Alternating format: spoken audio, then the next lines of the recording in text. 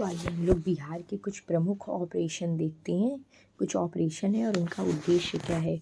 Operation cobra, इसका उद्देश्य है माफिया गिरोहों को समाप्त करना। ऑपरेशन प्रहार, इसका उद्देश्य है शराबबंदी कानून का उल्लंघन करने वालों की गिरफ्तारी के लिए ये चलाया गया है। ऑपरेशन टास्क फोर्स, नक्सलियों के उन्मूलन हेतु। ऑपरेशन उजाला, मुजफ्फरपुर जिले के तत्कालीन कलेक्टर और जिला मजिस्ट्रेट राजबाला वर्मा द्वारा नगर के कुख्यात रेड लाइट एरिया को समाप्त करने के लिए। ऑपरेशन ब्लैक पैंथर, पश्चिमी चंपारण में फैली दस्यु समस्या की समाप्ति और नक्सलियों के उन्मूलन हेतु। ऑपरेशन जगुआर, अंग प्रदेश और कोसी अंचल के दियारा में सक्रिय अपराधियों के सफाया हेतु। ऑपरेशन धनवंतरी, अवैध और नकली औषधियों पर नियंत्रण हेतु। ऑपरेशन मानसून, वर्षा ऋतु में संरक्षित वनों में हो रहे अवैध शिकार को रोकने के लिए। ऑपरेशन चाणक्य, बाजार में दैनिक उपयोग की वस्तुओं में की जा रही मिलावट को समाप्त करने हेतु। ऑपरेशन फ्लड, दुग्ध उत्पादन बढ़ाने हेतु। ऑपरेशन टोडरमल, राज्य में भूमि सुधार कार्यक्रमों में तीव्रता लाने और भूमिहीनों को समुचित भूमि वितरण हेतु। ऑपरेशन रोजगार, सारण जिले में बेरोजगारी की समस्या के समाधान हेतु। ऑपरेशन कॉमिंग, दमरिया में हुए भीषण नरसंहार के आरोपियों को पकड़ने के लिए। ऑपरेशन सिद्धार्थ, माओवादी उग्रवाद से निपटने के लिए नक्सल प्रभावित क्षेत्रों में चलाया जा रहा ये अभियान है। ऑपरेशन दशक, इसका उद्देश्य राज्य में आर्थिक एवं सामाजिक रूप से दुर्बल वर्ग की दशा सुधारने और उन्हें सामाजिक न्याय प्रदान करने के लिए। ऑपरेशन चारा, सीबीआई द्वारा चारा घोटाले की जांच कर दोषियों को गिरफ्तार करने हेतु चलाया गया। ऑपरेशन मुदगल, वनों से पत्थरों की तस्करी करने वाले तस्कर माफियाओं के विरुद्ध यह अभियान चलाया गया। इस ऑपरेशन की शुरुआत मुंगेर जिले में वन विभाग द्वारा 15 फरवरी 2002 को शुरू की गई। तो आइए हम लोग देखते हैं कि जो बिहार के आत्मनिर्भर जो बिहार है उसके सात निश्चय 2 योजना है। ठीक, ये दूसरे नंबर वाली है। तो बिहार के विकास के सुशासन के लिए कार्यक्रम 2020-25 के अंतर्गत आत्मनिर्भर बिहार के 7 निश्चय 2 2020 से 25 को लागू करने की स्वीकृति राज्य सरकार ने 15 दिसंबर 2020 को दे दी। इस योजना को लागू करने और कार्यान्वयन एवं अनुश्रवण सुनिश्चित करने की सैद्धांतिक स्वीकृति भी राज्य मंत्रिमंडल से मिल गई। इसकी चर्चा नीचे की गई है। युवा शक्ति बिहार की प्रगति, हर जिले में मेगा स्किल सेंटर, हर प्रमंडल में टूल रूम और ट्रेनिंग सेंटर स्थापित किया जाएगा। स्किल एवं उद्यमिता हेतु नया विभाग और उद्यमिता विकास हेतु अनुदान। आईटीआई और पॉलिटेक्निक संस्थानों में सेंटर ऑफ एक्सीलेंस की स्थापना। दूसरा है सशक्त महिला या सक्षम महिला, उसमें है क्षेत्रीय प्रशासन में आरक्षण के अनुरूप भागीदारी की व्यवस्था। स्वयं का उद्योग स्थापित करने हेतु सरकार महिलाओं को अनुदान और ब्याज सहित पूंजी उपलब्ध कराएगी। उद्योगों में परियोजना लागत का 50%, अधिकतम 5 लाख रुपए तक का अनुदान तथा अधिकतम 5 लाख रुपए तक का ब्याज मुक्त ऋण। उच्चतर शिक्षा हेतु महिलाओं को प्रोत्साहन। 12वीं पास अविवाहित महिला 25,000 रुपये, स्नातक पास महिला 50,000 रुपये। तीसरी कौन सी है, हर खेत तक सिंचाई का पानी, हर खेत तक सिंचाई का पानी। चौथी क्या है, स्वच्छ गांव समृद्ध गांव, इसमें सभी गांव में सोलर स्ट्रीट लाइट, ठोस एवं तरल अपशिष्ट प्रबंधन, पशु एवं मत्स्य संसाधन का विकास, पूर्व की निश्चय योजनाओं का अनुरक्षण। स्वच्छ शहर, 5वीं है स्वच्छ शहर विकसित शहर, ठोस एवं तरल अपशिष्ट प्रबंधन, शहरी गरीबों हेतु बहुमंजिला आवास, वृद्धजनों हेतु आश्रय स्थल। 6ठी है सुलभ संपर्कता, ग्रामीण पथों की संपर्कता हेतु नई सड़कों का निर्माण, शहरी क्षेत्रों में आवश्यकता अनुसार बाईपास और फ्लाईओवर का निर्माण। और 7वीं है सबके लिए अतिरिक्त स्वास्थ्य सुविधा, बेहतर पशु स्वास्थ्य प्रबंधन हेतु आधारभूत व्यवस्थाएं, गांव-गांव तक लोगों के लिए स्वास्थ्य सुविधाओं की बेहतर व्यवस्था। हृदय में छेद के साथ जन्मे बच्चों के लिए निःशुल्क उपचार हेतु बाल हृदय योजना। सबके लिए ये मतलब 7वें नंबर पे सबके लिए अतिरिक्त जो स्वास्थ्य सुविधाएं हैं वो उपलब्ध कराई गई। अब हम लोग यहाँ पे पढ़ने जा रहे हैं जो विकसित बिहार के लिए 7 निश्चय किए गए हैं उनके बारे में। तो जो बिहार के मुख्यमंत्री हैं नीतीश कुमार, उन्होंने 2015 में विधानसभा चुनाव में अपने चुनावी घोषणा पत्र में 7 निश्चय किया। इस कार्यक्रम के अंतर्गत 5 वर्षों में 2015 से 20 में लगभग 2.70 लाख करोड़ रुपए खर्च का अनुमान था। सरकार के गठन के साथ ही 7 निश्चय को लागू करने की दिशा में कार्य आरंभ किए गए और वर्ष 2016 में बारी बारी से निश्चयों को लागू कर दिया गया है। पहला है आरक्षित रोजगार, महिला का अधिकार। सर्वप्रथम इसी निश्चय की शुरुआत हुई। इस निश्चय के अंतर्गत बिहार राज्य के सभी सेवा संवर्गों की सीधी नियुक्ति में महिलाओं को 35% आरक्षण की व्यवस्था लागू की गई। 20 जनवरी 2016 से व्यवस्था प्रभावी भी हो गई। हर घर नल का जल। इस योजना का मुख्य उद्देश्य गांवों के लगभग 2 करोड़ परिवारों को उनके घरों में पीने का स्वच्छ जल उपलब्ध कराना है। इस निश्चय योजना को पूरा करने के लिए राज्य सरकार द्वारा 4 योजनाएं प्रारंभ की गईं। मुख्यमंत्री ग्रामीण पेयजल योजना, मुख्यमंत्री ग्रामीण पेयजल गुणवत्ता प्रभावित क्षेत्र निश्चय योजना, मुख्यमंत्री ग्रामीण पेयजल गैर गुणवत्ता प्रभावित क्षेत्र निश्चय योजना, मुख्यमंत्री शहरी पेयजल योजना। ये सभी योजनाएं 27 सितंबर 2016 से प्रारंभ हो गईं। ये पहली और दूसरी थी। 7 निश्चय हैं, अभी 7 पढ़ेंगे। अब तीसरी आते हैं आर्थिक हल, युवाओं को बल। इस निश्चय का उद्देश्य राज्य की युवा पीढ़ी को शिक्षा, कौशल विकास और रोजगार के अवसर प्रदान करने हेतु आर्थिक रूप से सक्षम बनाना है। इसके लिए इस निश्चय के अंतर्गत कुल 5 योजनाएं प्रारंभ हुई। बिहार स्टूडेंट क्रेडिट कार्ड योजना, मुख्यमंत्री निश्चय स्वयं सहायता भत्ता योजना, कुशल युवा कार्यक्रम, बिहार स्टार्टअप नीति 2016 और सभी विश्वविद्यालयों और कॉलेजों में वाईफाई के जरिए इंटरनेट की निःशुल्क सुविधा की योजना। इसमें प्रथम 3 योजनाओं की शुरुआत 2 अक्टूबर 2016 को मुख्यमंत्री श्री नीतीश कुमार द्वारा की गई। हर घर बिजली लगातार। इस निश्चय का शुभारंभ 15 नवंबर 2016 को किया गया। इस निश्चय का मुख्य उद्देश्य बिहार के ग्रामीण और शहरी क्षेत्रों के प्रत्येक घर में बिजली की उपलब्धता प्रदान करना था और इस उद्देश्य को प्राप्त करने के लिए राज्य में मुख्यमंत्री विद्युत संबंध निश्चय योजना लागू की गई।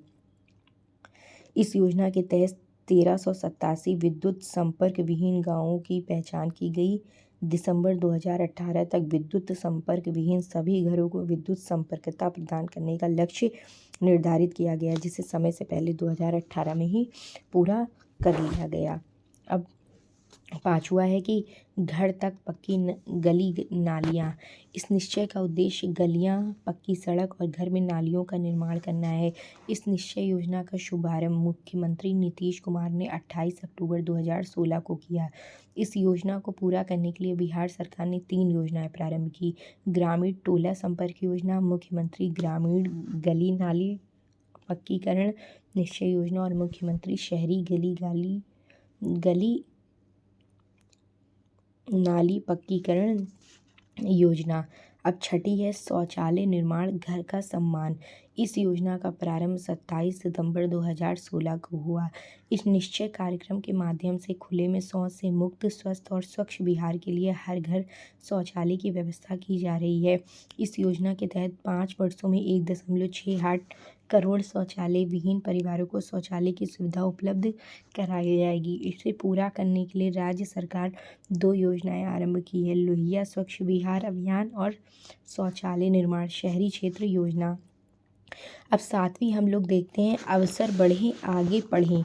इस निश्चय के तहत राज्य में तकनीकी शिक्षा के अवसरों को और बढ़ाने और युवाओं को राज्य में ही तकनीकी शिक्षा का बेहतर अवसर प्रदान करने का लक्ष्य रखा गया। इस निश्चय की पूर्ति हेतु निम्नलिखित संस्थानों की स्थापना का लक्ष्य है।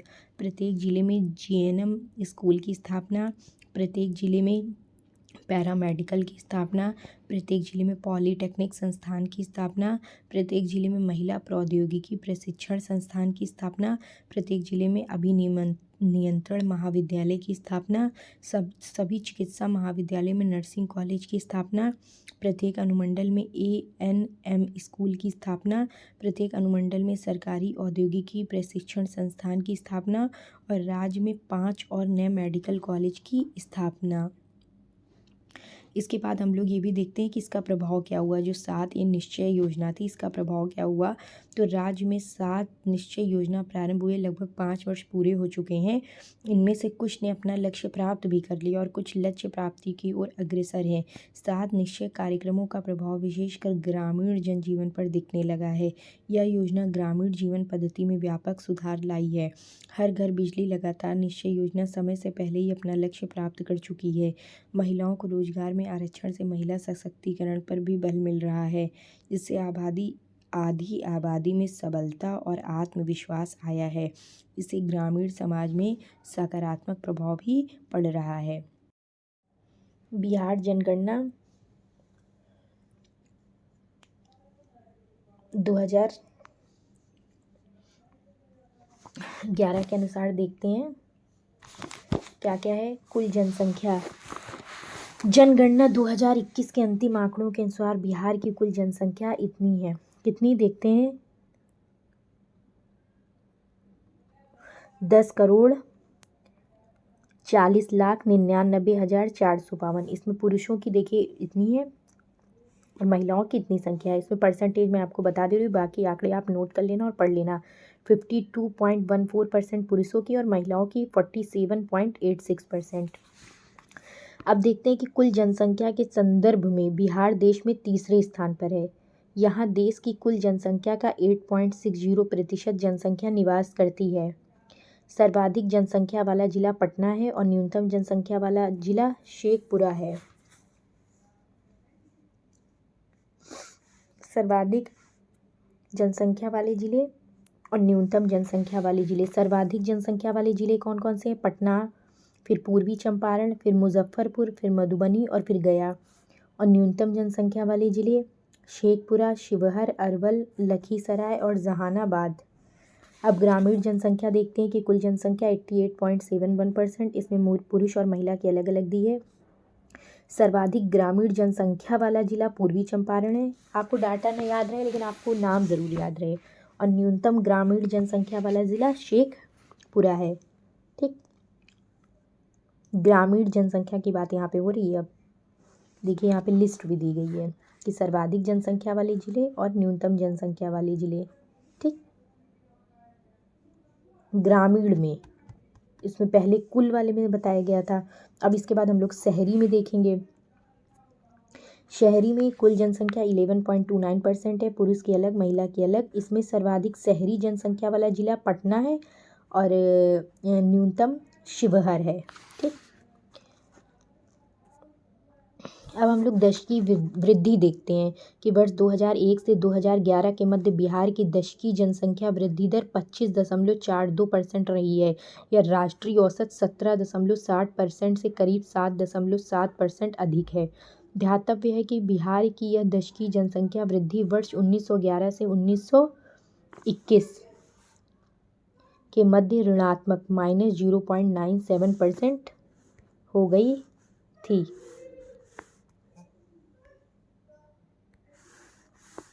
अब हम लोग दशकीय वृद्धि देखते हैं कि वर्ष 2001 से 2011 के मध्य बिहार की दशकीय जनसंख्या वृद्धि दर 25.42% रही है।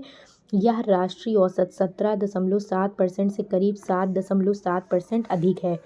ध्यातव्य है कि बिहार की यह दशकीय जनसंख्या वृद्धि वर्ष 1911 से 1921 के मध्य ऋणात्मक -0.97% हो गई थी।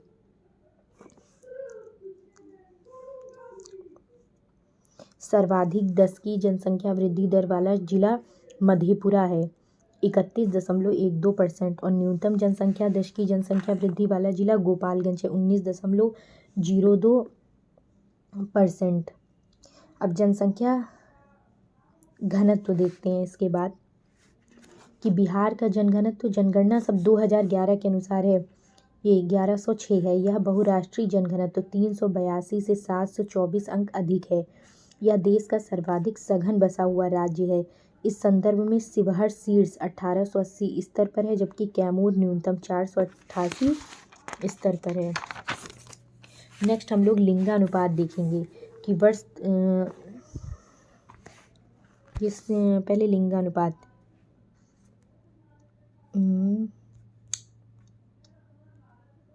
रुकिए, लिंगानुपात अभी आपको बताते हैं हम। इसके बाद हम लोग 2011 की जनगणना के अनुसार बिहार की लिंगानुपात देखते हैं। वर्ष 2011 की जनगणना के अंतिम आंकड़ों के अनुसार बिहार का लिंगानुपात कितना है? 918। या राष्ट्रीय औसत लिंगानुपात 943 से 25 कम है। सर्वाधिक लिंगानुपात वाला जिला कौन सा है? गोपालगंज 1021 और न्यूनतम लिंगानुपात वाला जिला मुंगेर 876। इसके बाद हम लोग साक्षरता दर देखेंगे कि जनगणना 2011 के अंतिम आंकड़ों के अनुसार बिहार की साक्षरता दर कितनी है? 61.80% है। इसमें पुरुषों की 71.2% है और महिलाओं की 51.5% है, 51.5%। सर्वाधिक साक्षरता दर किसकी है? रोहतास की, न्यूनतम पूर्णिया की।